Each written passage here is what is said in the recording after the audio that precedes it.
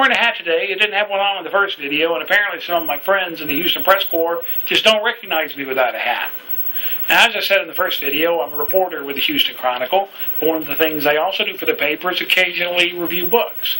And because of my background, I was in the Army for several years, and I have a degree in history. I tend to concentrate on nonfiction works. This is the first time I've ever reviewed a novel for the Chronicle, and here it is. It's called They Eat Puppies, Don't They? That's a great title, isn't it? Now, the author is Christopher Buckley. You might recognize his name. He wrote a book a few years ago called Thank You for Smoking that they later made a movie out of.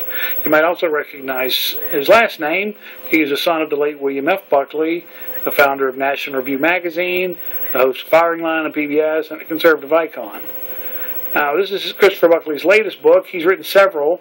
They all tend to, at least most of them that I've read most of his books, they tend to revolve around life in Washington. That's sort of the intersection of politics and government and the media. He knows where he's coming from. He used to be a speechwriter for President Bush the Elder when he was vice president under Ronald Reagan. Now, I'm not going to really talk too much about the book itself because it comes out in May. I want you to read it, obviously, read the review, and read the book itself. But I will tell you it has something to do with China, the military-industrial complex, horse shows, the Dalai Lama, and Civil War reenactors. It's a very funny book, and he's rare in that he's a satirist. He's really a first-rate satirist, but he's also a laugh-out-loud funny writer. So really the reason I want to do this video is to sort of show you a little bit about how we end up reviewing books. Now this is what it looks like when I get it. This is called a review copy. It says on here, uncorrected proof, not for sale. You may not be able to read that. It says to be published in May 2012.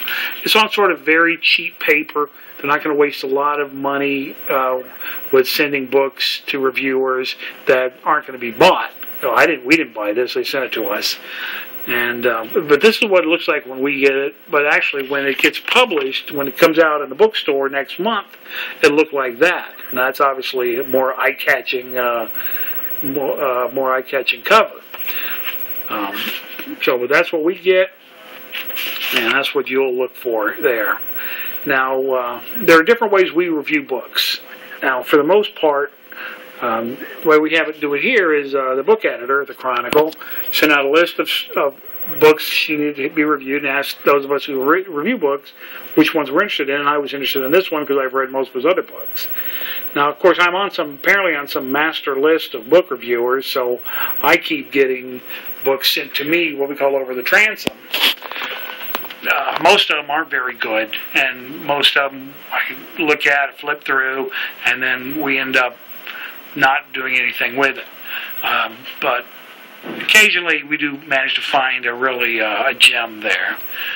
But that's how we do it. So I'll write the review. It's already been written. I don't know when it's going to be published in the Chronicle, but the book will come out in May 2012. It's the end of April now, so it'll come out sometime next month, and I imagine it'll be a success. He's a very funny writer, and you won't go wrong by picking up this book. Okay? See you later. Bye-bye.